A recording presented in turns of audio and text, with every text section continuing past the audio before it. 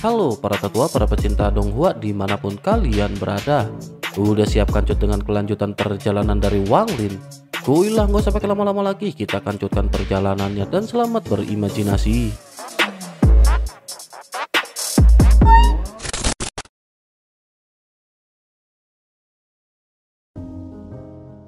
Di episode sebelumnya, Wanglin kembali menerima tantangan mengingat waktu 10 tahun hampir berlalu.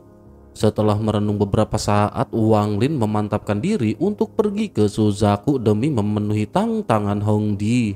Wanglin pun bersiap untuk pergi dan Wanglin mempercayakan Zoru kepada Tian. Dengan serius ia berpesan agar Zoru tidak keluar dari jangkauan 50 km dari pagoda. Tian mengangguk dan berjanji akan melindungi Zoru dengan segenap kemampuannya. Namun Zoru tampak tidak senang. Ia mencabut bulu dari kelapa Little White sambil mengeluh, memanggil Wanglin dengan sebutan paman jahat. Wanglin hanya bisa tersenyum dan berjanji akan menangkap harimau yang lebih besar untuknya saat ia kembali. Dengan cepat kemarahan Zoru sirna dan ia kembali ceria meskipun tetap merasa berat hati melepas kepergian Wanglin. Sebagai langkah pengamanan terakhir, Wanglin meninggalkan kodok guntur di lembah yang kekuatannya cukup untuk melindungi Zoru. Ia juga memiliki satu pertahanan tersembunyi lain, yakni tubuh aslinya yang tetap berjaga. Saat Wanglin mulai berjalan keluar lembah, Zoru berlari mengejarnya, melompat turun dari Little White. Ia meminta Wanglin berjongkok. Ia mengecup kening Wanglin dan dengan mata berkaca-kaca berbisik bahwa paman harus cepat kembali karena Ru'er akan merindukannya. Wanglin terdiam sejenak sebelum akhirnya mengangguk dan berjanji akan segera kembali. Dengan langkah mantap, ia pun meninggalkan lembah menuju pertarungan besar yang menantinya. Sementara itu di tempat lain, sebulan sebelum pertempuran Wanglin dan Hongdi, sebuah peristiwa besar terjadi di klan iblis raksasa.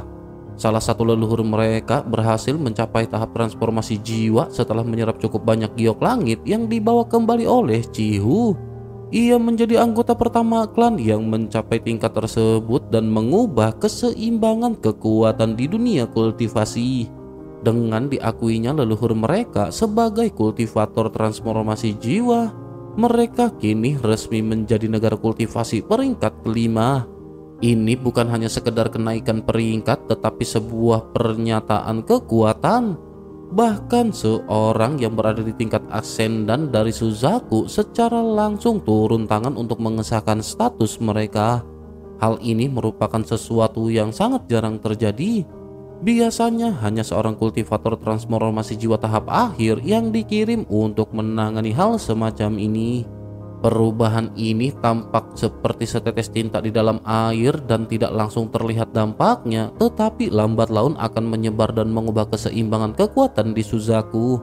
Namun bagi Wanglin semua itu hanya peristiwa yang berada di kejauhan. Wanglin pada saat ini meninggalkan lembah, bergabung dengan Feng Yusan dan yang lainnya sebelum akhirnya menghilang ke dalam formasi teleportasi. Sebelum pergi, ia sempat menoleh kembali seolah-olah menyimpan sesuatu di dalam ingatannya. Diceritakan di benua Suzaku hanya ada 4 negara kultivasi utama, yakni negara naga hijau, negara seribu fantasi, negara pilu, dan Suzaku itu sendiri. Suzaku sendiri menguasai 2/3 wilayah benua tersebut. Mereka memiliki 3 sekte besar yang mendominasi di negeri ini, yakni sekte langit surgawi, sekte jiwa bumi, dan sekte jalan immortal. Masing-masing di antara mereka memiliki para kultivator yang berada di tingkat ascendance. Jaringan keluarga kultivasi yang tak terhitung jumlahnya ini menopang ketiga sekte tersebut. Ditambah dengan seseorang yang berada di tingkat ascendant tahap akhir di Gunung Suzaku. Kekuatan Suzaku benar-benar merupakan kekuatan yang patut diperhitungkan di benua tersebut. Di tengah-tengah hiruk pikuk dunia kultivasi ini, sebuah cahaya tiba-tiba terjatuh dari langit ke sebuah altar di Suzaku.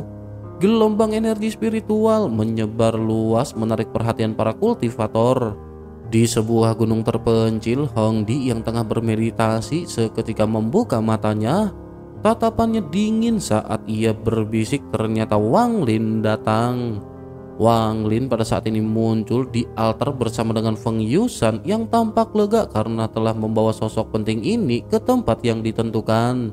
Di sana ada juga sosok lain yang merupakan seorang wanita dengan jubah ungu bergambar kupu-kupu di atas bunga.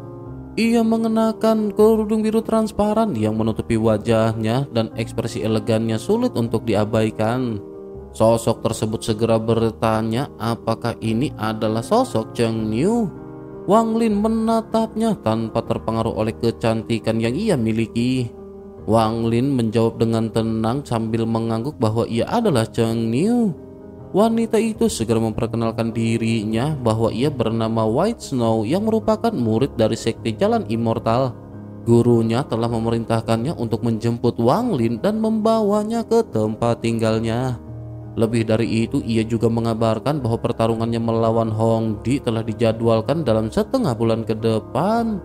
Pertarungan ini juga akan disaksikan oleh banyak utusan dari negara-negara kultivasi lain. Wang Lin seketika mengangguk dan melompat ke atas bangau putih yang dipanggil oleh White Snow. Mereka pun segera melesat ke udara melintasi landscape luas Suzaku. White Snow sesekali melirik Wang Lin mencoba menilai sosok yang telah menorehkan namanya dalam dunia kultivasi ini. Namun ia tidak bisa menyembunyikan kekecewaannya. Sosok yang ia bayangkan penuh dengan wibawa dan kekuatan tampak hanya seperti orang biasa. Ia pada akhirnya segera mencoba menggali sedikit informasi dengan bertanya seberapa yakin Wang Lin dalam pertempuran melawan Hong Ji. Wang Lin sedikit menggeleng dan berkata bahwa ia tidak yakin sama sekali. Jawaban itu membuat White Snow terdiam dan ia hanya sedikit tersenyum. Sementara itu Wang Lin pada saat ini hanya sedikit terdiam melihat landscape Suzaku yang dipenuhi dengan energi spiritual dan urat roh. Matanya tiba-tiba mengerut saat melihat sebuah gunung yang menjulang ke langit dan tertutup kabut. Bangau putih mereka tidak mendekati tempat tersebut melainkan mengitari area di sekitar. White Snow pun segera menjelaskan kepada Wang Lin mengenai tempat yang ia lihat dan menjelaskan bahwa itu adalah sekte langit surgawi. Formasi pelindungnya menyembunyikan sebagian besar struktur tempat tersebut. Bersama dengan hal tersebut, tiba-tiba sosok merah muncul di atas awan menatap mereka dari kejauhan. Wang Lin segera mengenali sosok tersebut yang ternyata adalah Hong Ji. Keduanya bertukar pandang tanpa kata-kata sebelum sosok merah itu menghilang kembali ke gunung. Bangau putih pada saat ini melanjutkan perjalanannya hingga akhirnya mendarat di sebuah gunung panjang yang menjulang seperti naga raksasa. Wang Lin pun segera turun mengikuti White Snow dan White Snow menjelaskan bahwa ini bukanlah sekte Jalan Immortal melainkan gua abadi milik gurunya. Wang Lin boleh memilih salah satu kamar di bagian utara dan guru akan menemuinya begitu ia selesai berkultivasi. Tanpa banyak cincong lagi, Wang Lin pun segera mengikuti petunjuk tersebut. Setelah memilih sebuah kamar, Wang Lin pun duduk dan mulai bermeditasi mencoba memahami situasi di sekitarnya. Perasaan berbahaya perlahan merayapi pikirannya sejak ia memasuki Suzaku. Wang Lin tahu bahwa ada banyak kultivator transformasi jiwa di sini yang bisa membunuhnya kapan saja, tetapi terlebih dari itu, sikap Suzaku terhadap Wang Lin pada saat ini benar-benar terasa aneh. Wang Lin merasa seolah-olah ada maksud tersembunyi lain di balik semua yang dilakukan oleh mereka. Singkat cerita, senja turun dan ruangan pada saat ini menjadi gelap. Wang Lin membuka matanya mendapati dirinya dalam kesunyian. Wang Lin pun hendak menyalakan lilin sebelum akhirnya suara ketukan tiba-tiba bergema dari pintu. Wang Lin memerintahkan sosok tersebut untuk masuk dan pintu segera terbuka. Terlihat seorang anak laki-laki berpakaian hitam masuk tanpa suara membawa nampan berisi mie gacoan. Tanpa menoleh ke arah Wang Lin, bocah itu meletakkan nampan dan hendak bergegas pergi. Namun Wang Lin memintanya untuk menunggu dan sosok tersebut berhenti sebelum akhirnya berbalik menatap Wang Lin. Dalam kegelapan, Wang Lin dapat melihat wajah sosok tersebut dengan jelas di mana usianya berkisar antara 13 atau 14 tahun. Sebelum Wang Lin sempat bertanya, bocah itu membuka mulutnya menunjukkan lidahnya yang ternyata hanya tersisa setengah bujug. Wang Lin terdiam sejenak sambil menatap bocah tersebut yang justru tersenyum tipis. Sosoknya lanjut berbalik dan pergi menutup pintu dengan lembut. Suasana gua abadi ini pada akhirnya mulai terasa menyeramkan bagi Wang Lin.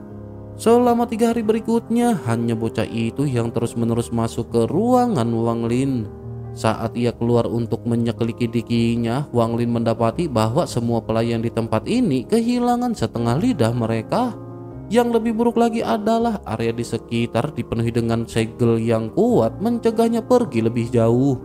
Wang Lin menyadari bahwa ada sesuatu yang aneh dengan tempat ini, namun ia memilih untuk berkultivasi bersiap menghadapi pertarungan dengan Hong Ji. 10 hari pun berlalu dalam ketenangan yang mencekam, namun pada suatu malam saat Wang Lin berkultivasi, ia tiba-tiba membuka matanya. Seorang pria parubaya duduk di hadapannya menuangkan teh ke dalam cangkir dengan tatapan tenang. Pria itu tampan meskipun tidak mencolok dan wajahnya tampak berjanggut samar. Matanya tampak berkabut memancarkan aura keagungan. Dengan jarinya ia mengetuk meja perlahan menciptakan ketukan berirama dalam keheningan ruangan. Sementara itu Wang Lin tetap tenang dan tidak terkejut dengan kehadiran pria ini. Keheningan semakin menekan hingga akhirnya pria itu berdiri dan pergi tanpa mengucapkan sepatah kata pun. Setelah kepergiannya, Wang Lin berjalan ke meja tempat pria tersebut duduk. Wang Lin melihat ceceran teh membentuk 2 kata, yakni kalah dan mati. Memahami pesan itu, Wang Lin segera menghapus tulisan tersebut dan menarik nafas dalam sebelum akhirnya kembali berkultivasi. Singkat cerita, hari yang dinanti pun tiba dan di altar raksasa Suzaku suasana meriah dengan kehadiran banyak kultivator yang menantikan pertarungan besar ini. 10 tahun lalu pertarungan antara Wang Lin dan Hong Di telah diumumkan dan menarik perhatian luas. Hong Di pada saat ini tampak berdiri anggun di altar menatap ke arah Wang Lin dengan kebencian mendalam. Tak lama seekor bangau putih datang membawa seorang pemuda berbaju putih yang tidak lain adalah Wang Lin. Ia turun dengan tenang memancarkan aura ketenangan yang berlawanan dengan tatapan dingin Hong Ji. Selanjutnya tetua Suzaku yang bernama Gong Sun Po yang duduk di kursi kehormatan berdiri dan mulai berbicara. Ia berkata bahwa ia adalah hakim dari pertarungan ini dan mereka bisa masuk ke dalam pintu cahaya. Tanpa ragu, Hong Di melangkah masuk diikuti dengan Wang Lin yang melangkah dengan hati-hati. Di dalam pintu cahaya, mereka segera muncul di sebuah pegunungan sunyi. Pepohonan tua menjulang di mana-mana dan udara dipenuhi dengan aura dingin yang mengganggu. Tiba-tiba suara tajam bergema ketika Hong Di memanggil nama Cheng Yu. Wang Lin pun seketika menoleh ke atas melihat cahaya merah melesat ke arahnya. Sebelum cahaya itu tiba, udara di sekitarnya membeku dan membentuk patung es raksasa setinggi 100 kaki yang mengayunkan tinjunya ke arah Wang Lin. Wang Lin mundur seketika, sementara di atas patung es Hong Di muncul dengan tatapan tajam menatap ke arah Wang Lin. Ia terlihat membisikkan mantra dan di hadapannya terbentuk mawar es yang bercahaya. Selanjutnya ia berteriak bahwa ini adalah harta suci Shyu, yakni Dewa Es. Dengan begitu pasti Cheng Yu pada saat ini akan mokat di tangan Hong Di. Tanpa gentar, Wang Lin mengibaskan tangannya, mengeluarkan bendera pembatasan yang segera memunculkan gas hitam berbentuk naga. Naga itu menyatu menjadi kepalan raksasa yang menghantam tinju patung es. Dentuman keras menggema menciptakan gelombang kejut yang merobohkan pepohonan di sekeliling. Patung es retak di bagian tinju, sementara Wang Lin merasakan tangan kanannya bergetar hebat akibat benturan tersebut. Pertarungan baru saja dimulai, tetapi Hong Di pada saat ini mencabut kelopak mawar esnya dan mengirimkannya ke arah Wang Lin. Kelopak itu tampak melayang lembut, namun mengandung kekuatan bahaya yang mematikan. Wang Lin menatapnya tajam, bersiap untuk menghadapi jurus mematikan lawannya. Di tengah pertempuran sengit, kelopak-kelopak bunga melesat membentuk jaring raksasa yang mengincar Wang Lin. Wang Lin pada saat ini berkilat tajam dan dengan satu gerakan ia mengibaskan bendera pembatasan menciptakan kabut hitam yang menghalangi serangan. Tak berhenti di situ, pedang surgawinya pada saat ini menyapu udara menebas jaring dengan tebasan tajam. Ledakan dahsyat bergema saat energi pedang menghantam kelopak bunga menciptakan celah, namun jaring tetap utuh. Dari kejauhan, Hongdi memandang dingin dan jari-jarinya segera memetik kelopak lain dan melontarkannya ke arah Wang Lin.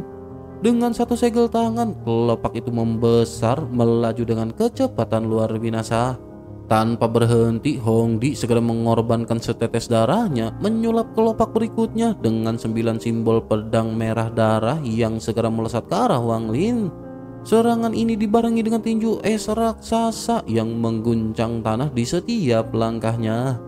Getaran dari serangan itu merobohkan pepohonan, menciptakan retakan besar di permukaan tanah. Wang Lin tahu bahwa ini adalah salah satu pertempuran paling berbahaya dalam hidupnya. Ia enggan menggunakan kereta perang, takut terlalu banyak rahasia yang terbongkar. Dengan cepat ia mengayunkan pedang surgawi menciptakan celah untuk meloloskan diri dari jaring. Dalam sekejap mata ia memuntahkan sinar hitam yang berubah menjadi segel hitam raksasa menabrak kelopak raksasa. Namun kelopak itu justru membungkus tempel hitam dan mengubahnya menjadi genangan air. Wajah Wang Lin pun memucat, namun ia menggunakan momentum ini untuk berteleportasi menghindari serangan berikutnya. 9 sinar energi pedang tiba-tiba menyerang, namun Wang Lin sudah bersiap.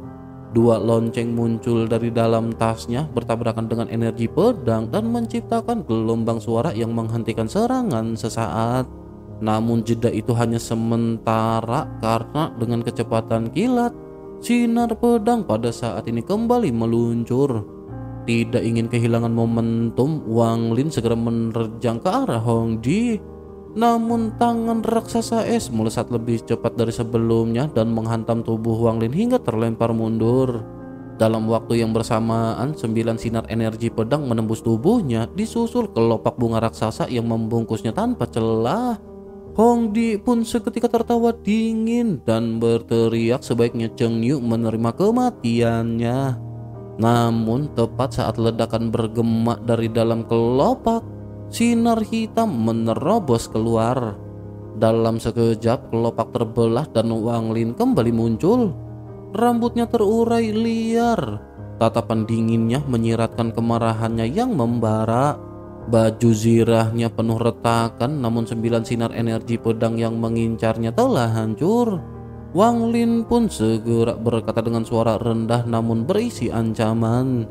Ia berkata bahwa pertempuran baru saja dimulai dan ini hanyalah sebuah pemanasan. Hongdi menggertakkan giginya sebelum akhirnya menunjuk mawar dengan 6 kelopak tersisa. Saat ia bersiap melancarkan mantra berikutnya, Wang Lin pada saat ini tersenyum jahat. Dari dalam tasnya, ia mengeluarkan sebuah batu kepompong yang penuh simbol Dao. Saat Wang Lin menghancurkan batu tersebut, sosok lengan hitam layu terlihat muncul.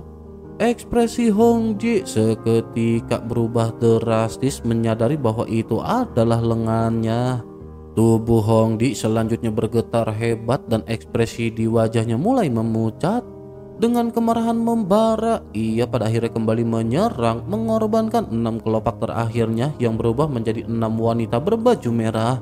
Namun Wang Lin sudah siap dan bendera pembatasan muncul di tangannya. Dengan satu segel tambahan, cahaya menyilaukan segera terpancar darinya. Langit pada saat ini tiba-tiba berubah dan awan merah berkumpul. Awan-awan ini mengguncang seluruh medan pertempuran. Keempat tetua yang mengamati dari kejauhan tersentak kaget dan tanpa sadar bergumam bahwa ini adalah pembalasan ilahi. Hongdi pada saat ini tidak mau kalah dan dengan cepat menyatukan ke-6 wanita merah membentuk sosok yang lebih kuat. Namun Wang Lin juga tidak memberi celah. Dengan satu gerakan, ia melepaskan gelombang pembatasan ke arah Hongdi. Petir merah seketika turun dari langit mengincar Hongdi yang dikelilingi gas pembatasan. Hong Di mencoba mundur, tetapi Wang Lin sudah menebas dengan pedang surgawinya menahan pergerakannya. Dengan suara gemuruh, petir ilahi menyapu medan pertempuran. Dalam kepanikan, Hong Di mengorbankan 6 sosok merahnya satu persatu untuk mengurangi dampak serangan. Namun petir ini tetap tak terbendung dan dalam keputusasaan ia menyatu dengan raksasa es berharap bisa bertahan dari pukulan Wang Lin. Sementara itu Wang Lin pada saat ini masih tidak berhenti dan dengan pedang surgawinya yang melesat ia mengoyak tubuh raksasa es menciptakan luka besar yang melemahkannya. Tepat saat ia mengira telah berhasil menang, sebuah cahaya merah pada saat ini menyala dari dalam es. Bersama dengan hal tersebut, cambuk suci melesat keluar menghantam Wang Lin dengan kecepatan yang mustahil untuk dihindari. Darah pada akhirnya menyembur keluar dari mulut Wang Lin dan tubuh Wang Lin terhempas serta jiwanya terlempar keluar. Wang Lin merasakan cambuk tersebut mencabut jiwa asalnya sebelum ia sempat bereaksi. Rasa sakit yang menusuk menjalar ke seluruh tubuhnya menandakan adanya bahaya besar. Tanpa membuang waktu, Wang Lin segera mengerahkan energi spiritualnya berteleportasi kembali ke tubuhnya. Mata Wang Lin membelalak dipenuhi dengan keterkejutan dengan serangan aneh dari raksasa es tersebut. Namun Wang Lin merasa beruntung dan menghela nafas karena serangan sebelumnya telah tertahan oleh retribusi petir merah. Seandainya tidak, maka situasi yang dialami oleh Wang Lin pasti akan jauh lebih buruk. Sementara itu, di tengah awan merah di langit yang perlahan menghilang, raksasa es tiba-tiba mengguncangkan tubuhnya. Potongan es berjatuhan ke tanah memperlihatkan ukurannya yang telah menyusut hingga setengah dari sebelumnya.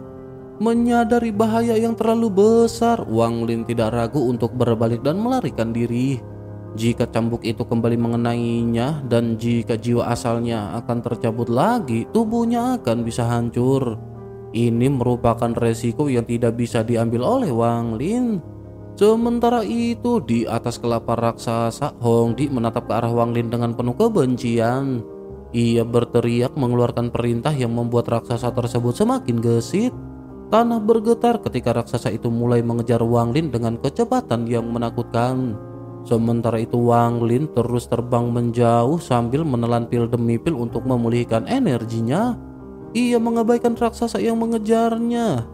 Namun Hong Di tentu tidak tinggal diam dan sambil mengejar, ia meledek Wang Lin yang kini hanya bisa melarikan diri. Wang Lin hanya tersenyum tipis sebelum akhirnya berkata bahwa kutukan dari lengan itu masih belum selesai. Mata Hong Di juga seketika kembali berubah menjadi suram. Ia tidak bisa membantah dan hanya mendengus kesal mendengar apa yang baru saja dikatakan oleh Wang Lin. Tanpa basa-basi, ia memerintahkan raksasa es untuk mengayunkan kembali cambuknya. Wang Lin pun menjadi semakin waspada, tetapi kecepatan dari cambuk ini masih tetap di luar dugaan Wang Lin. Ia berhasil berteleportasi menjauh, namun ujung cambuk tersebut masih menyentuhnya. Cambuk ini masih melukai tubuh Wang Lin dan membuatnya memuntahkan darah. Wang Lin menggertakkan giginya dan seketika kembali melanjutkan pelariannya. Namun kali ini tangannya menggenggam sesuatu yang ternyata adalah lengan Hong Di. Sambil mengucapkan mantra, ia menyalurkan energi ke dalamnya. Cahaya iblis muncul diikuti oleh serangkaian simbol yang menyelimuti lengan tersebut. Selanjutnya Wang Lin berteriak ketika memerintahkan lengan tersebut untuk meledak. Seketika garis hitam muncul di dahi Hong Di sebelum akhirnya tubuhnya bergetar hebat. Ia memuntahkan batuk darah hitam dan wajahnya menjadi semakin pucat. Dengan kegigihan ia mencoba menekan kutukan tersebut, tetapi Wang Lin tidak memberi kesempatan. Kutukan ini menyebar dengan cepat meliputi wajah cantik dari Hong Di. Ia menggeram kesakitan menyadari bahwa pertarungan ini tidak lagi berada dalam kendalinya. Bersamaan dengan hal tersebut, Wang Lin pada akhirnya berhenti melarikan diri dan ia menggunakan momentum ini untuk memanggil jebakan binatang buasnya. Dengan suara gemuruh, kereta pembunuh dewa muncul dan roh binatang seketika meraung. Matanya bersinar dengan cahaya merah dan siap menghancurkan segalanya. Namun meskipun Hongdi pada saat ini terluka, tampaknya pertempuran masih belum berakhir. Raksasa es kembali menyerang, mengayunkan tinjunya yang kini dipenuhi dengan bayangan cambuk. Wang Lin mengangkat pedang surgawinya menangkis serangan tersebut, tetapi dampaknya membuatnya terdorong mundur dan kembali memuntahkan darah.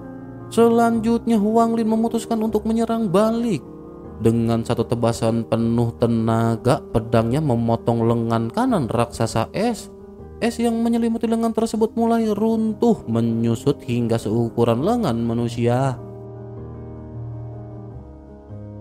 Namun raksasa itu juga tidak menyerah dan kembali melancarkan serangan yang lebih cepat dan lebih ganas.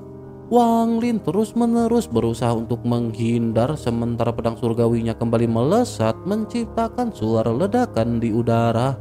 Di tengah pertempuran sengit itu, cambuk iblis kembali muncul di dada raksasa es. Dengan manuver yang tiba-tiba, cambuk itu berputar menghindari serangan Wang Lin. Ia lanjut mencabuk tubuh Wang Lin dengan kekuatan dahsyat dan Wang Lin kembali terhempas menjauh. Tubuhnya hancur-hancuran dan jiwa asalnya kembali tercabut keluar. Namun Wang Lin pada saat ini tidak kehilangan akal dan dengan nafas yang mulai tersenggal, ia berteriak ketika mengaktifkan kereta perang. Bersama dengan hal tersebut, sebuah rantai yang mengikat roh binatang di dalam kereta mulai menghilang. Namun sesuatu yang mengejutkan terjadi, di mana roh binatang tersebut bukannya menyerang raksasa es, melainkan malah mengincar Wang Lin. Dengan cepat Wang Lin membentuk segel dan mengendalikan rantai baru yang muncul, mencoba menahan makhluk buas tersebut. Namun pada saat yang sama, raksasa es melangkah ke arah Wang Lin, mengangkat tinjunya yang besar memberikan pukulan terakhir. Pertempuran antara Wang Lin dan Hongdi benar-benar hampir mencapai klimaksnya. Di tengah-tengah keterpojokannya, jiwa asal Wang Lin pun seketika dengan suara menggelegar memanggil Suligo. Namun meskipun begitu, pedang langit yang menjadi perwujudan Suligo hanya bisa menahan serangan sesaat sebelum akhirnya terpental jatuh ke tanah. Di tengah kekacauan ini, raksasa es juga kembali menyerang dengan kekuatan brutal. Namun sebelum ia bisa melancarkan pukulan berikutnya, rantai-rantai di kereta perang merentang dan menjerat roh binatang buas yang berkeliaran. Roh itu meraung dipenuhi dengan amarah sebelum akhirnya mengalihkan perhatiannya dan menerjang raksasa es. Bentrokan keduanya menciptakan dentuman menggetarkan, membuat daratan bergetar seakan tak sanggup menahan kekuatan mereka. Setiap pukulan raksasa es menghantam roh binatang dengan keras, tetapi binatang buas itu tidak mundur. Dengan kemarahan yang membara, ia membuka rahangnya berusaha menelan raksasa es bulat-bulat. Namun sebuah cambuk putih tiba-tiba muncul dari tangan raksasa es dan menghantamnya berulang kali. Rasa sakit membuat roh binatang itu menyusut sesaat sebelum kembali mencoba menyerang. Di saat yang sama, jiwa asal Wang Lin juga pada saat ini telah kembali ke tubuhnya. Ia dengan cepat menelan pil pemulihan dan menyalurkan energi spiritualnya ke pedang surgawi. Dengan Suligo yang mulai kembali sadar, Wang Lin menggenggam pedang erat-erat dan mulai melancarkan tebasan dahsyat. Sementara itu Hongdi pada saat ini menggertakkan giginya dan di dalam hatinya, ia tidak percaya betapa sulitnya pertempuran ini. Beberapa tahun lalu sosok Zheng Yu ini hanya seperti serangga di hadapannya. Kini ia harus mengerahkan seluruh kekuatannya untuk bisa bertahan dari setiap serangan Wang Lin. Terlebih lagi pada saat ini Hongdi hanya bisa terus-menerus menghindari setiap tebasan serangan Wang Lin. Harga dirinya pada saat ini menjerit. Ia adalah putri surgawi Suzaku dan seorang yang pernah menginjak-injak banyak kultivator formasi jiwa seperti Wang Lin. Namun sekarang ia terpaksa melarikan diri di bawah serangan Wang Lin.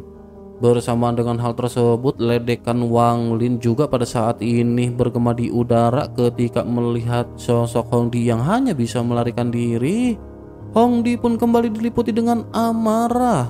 Dengan suara yang menggema, ia berteriak bahwa jika ia tidak bisa menghabisi Zheng Yu, ia benar-benar tidak pantas menyebut dirinya dengan sebutan Hongdi.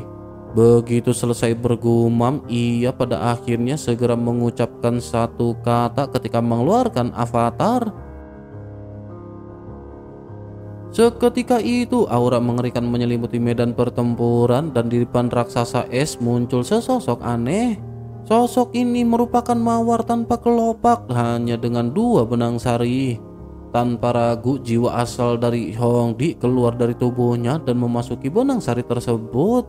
Perlahan kedua benang sari menyatu dan membentuk sosok wanita yang tak kalah indah dari Hongdi. Avatar ini seketika membuka matanya dan sosoknya tampak berbeda dengan Hongdi. Avatar ini tampak tenang tanpa adanya kebencian dan hampir tanpa ekspresi.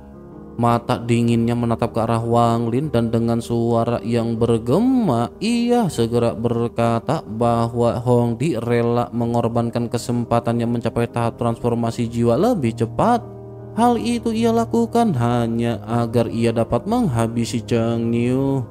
Wang Lin pada saat ini sedikit mengerutkan kening menatap avatar yang tidak biasa yang dimiliki oleh Hongdi. Avatar ini bukan sembarang perwujudan. Ia bukan hanya sekedar duplikat, melainkan manifestasi dari domain Hongdi yang telah ia bangun selama bertahun-tahun. Tanpa energi spiritual, ia tetap dipenuhi dengan esensi kekuatan sejatinya. Sesaat kemudian pada saat ini Hongdi segera berteriak ketika ia mengaktifkan domain tanpa belas kasihan.